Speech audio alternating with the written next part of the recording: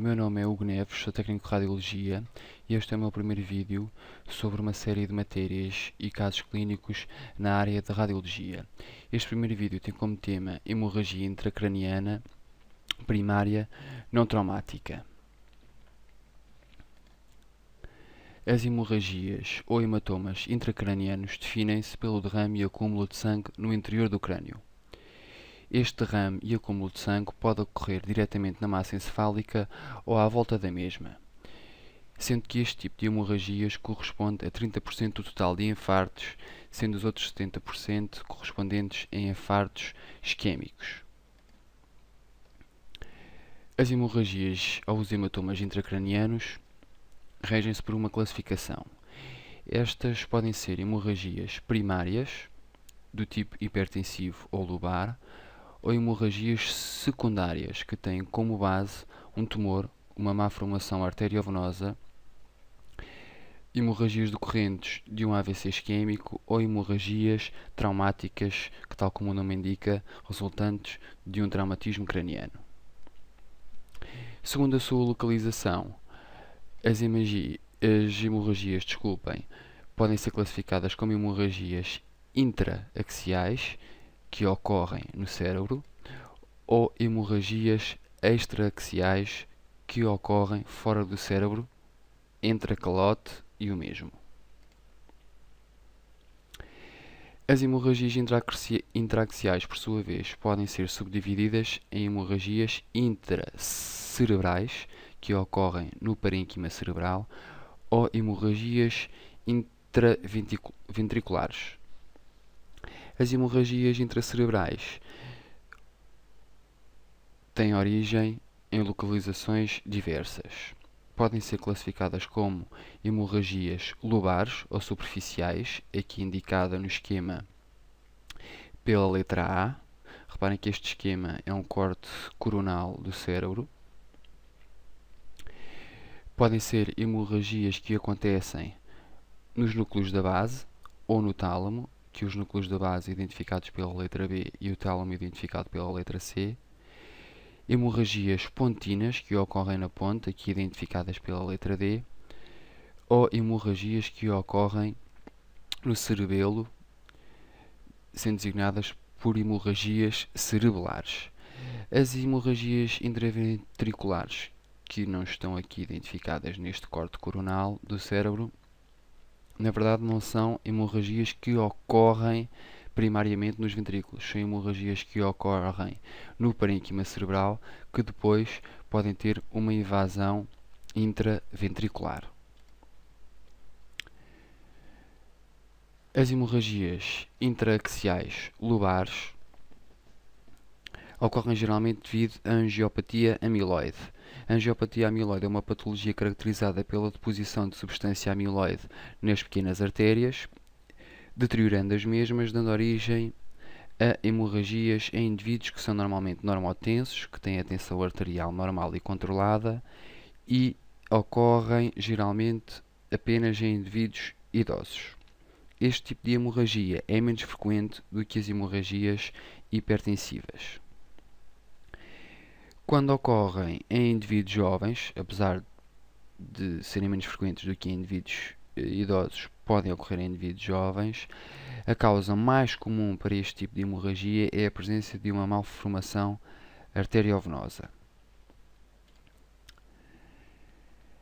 Em tomografia computurizada, uma hemorragia lobar caracteriza-se pela presença de uma coleção hiperdensa superficial nos lobos cerebrais.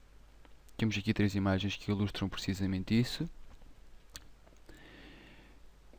3 coleções superficiais hiperdensas. Como é que sabemos que são hiperdensas? Por comparação com o parênquima adjacente.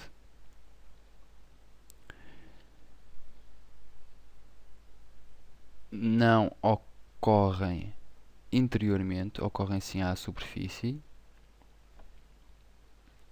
Podem variar de tamanho, desde apenas 1 a 2 cm até grandes coleções, como verificamos aqui, por exemplo, nesta primeira imagem. Coleções que podem exceder os 10 cm de extensão.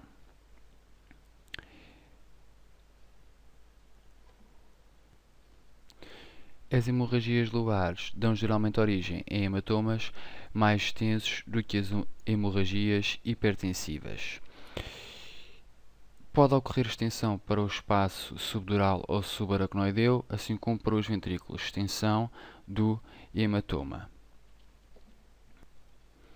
E quando este hematoma é muito extenso, como é o caso aqui nesta primeira e na terceira imagem, é provável que dê origem a um desvio da linha média, o que se verifica aqui nestas duas imagens, na primeira e na terceira. Podemos verificar que este hematoma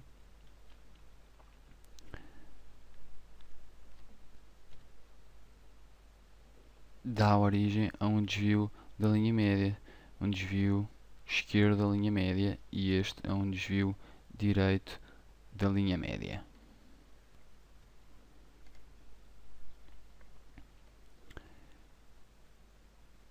Qual a localização clássica das hemorragias hipertensivas, que é outro subtipo das hemorragias primárias? Núcleos da base, ponte e cerebelo. As hemorragias hipertensivas ocorrem sempre nestas localizações clássicas. Vamos começar por ver aqui as hemorragias que ocorrem nos núcleos da base. Este tipo de hemorragias tem como base uma história de hipertensão mal controlada e podem ocorrer tanto em idosos como em adultos e jovens adultos. Sabe-se que tem origem na ruptura de microaneurismas presentes nos vasos profundos e podem dar origem a hematomas que são geralmente mais pequenos do que os hematomas originados por hemorragias lobares. Em tomografia computadorizada, a presença de um hematoma intraxial nos núcleos da base caracteriza-se pela presença de uma coleção hiperdensa, centrada aos núcleos da base, que tem geralmente uma fórmula circular ou oblonga. Vemos aqui forma circular e forma oblonga. Todas estas hemorragias centradas aos núcleos da base. Se o hematoma for muito extenso, pode haver invasão intraventricular, geralmente dos ventrículos laterais ou do terceiro ventrículo. Aqui, os ventrículos laterais ou do terceiro ventrículo. Se este hematoma contactar aqui ou contactar ali, poderá haver invasão tanto dos ventrículos laterais como do terceiro ventrículo. O tratamento deste tipo de hemorragias é sobretudo um tratamento médico, através do controle da hipertensão, de modo a evitar o aumento da pressão intracraniana. 80% das hemorragias hipertensivas ocorrem precisamente nesta localização, nos núcleos da base.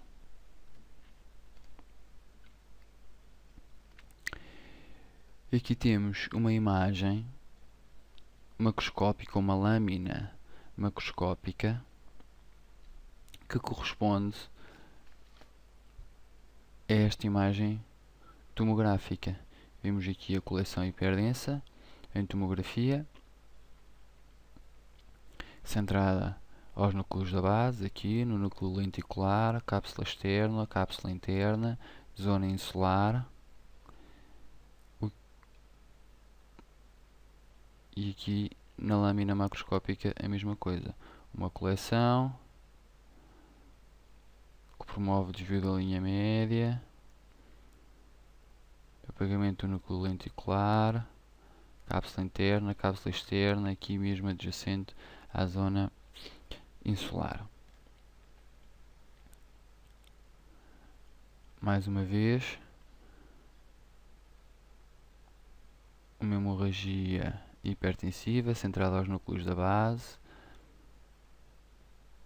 profunda à direita,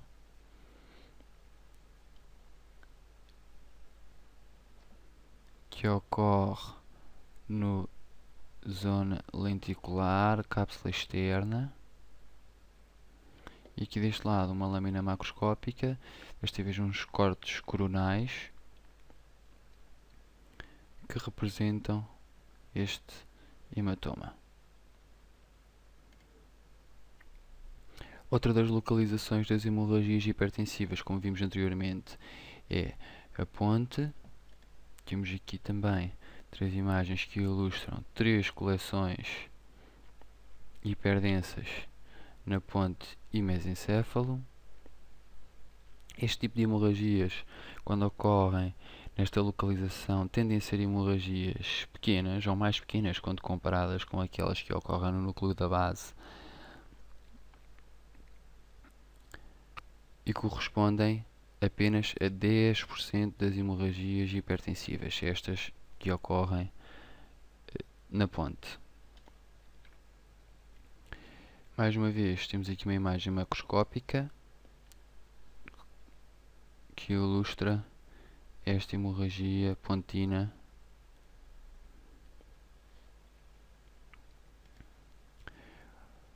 A última localização das hemorragias hipertensivas é o cerebelo. Mais uma vez, 3 exemplos de hemorragias hipertensivas que ocorrem no cerebelo. Este tipo de hemorragias geralmente dá origem a uma invasão do quarto ventrículo, como vemos aqui ilustrado nesta terceira imagem, e correspondem aos restantes 10% das hemorragias hipertensivas.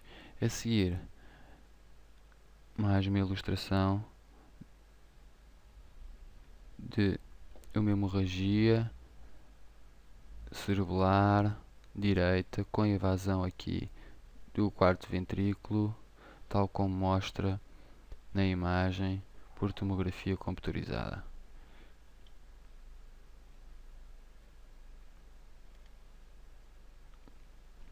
Bom, e em suma, podemos rever as hemorragias e hematomas intracranianos. Podem ser de 2 tipos: hemorragias primárias ou secundárias. As primárias são hipertensivas ou lobares, sendo que as secundárias têm como base sempre um tumor ou uma má formação arteriovenosa subsequente a um AVC isquémico ou traumáticas decorrentes de um trauma.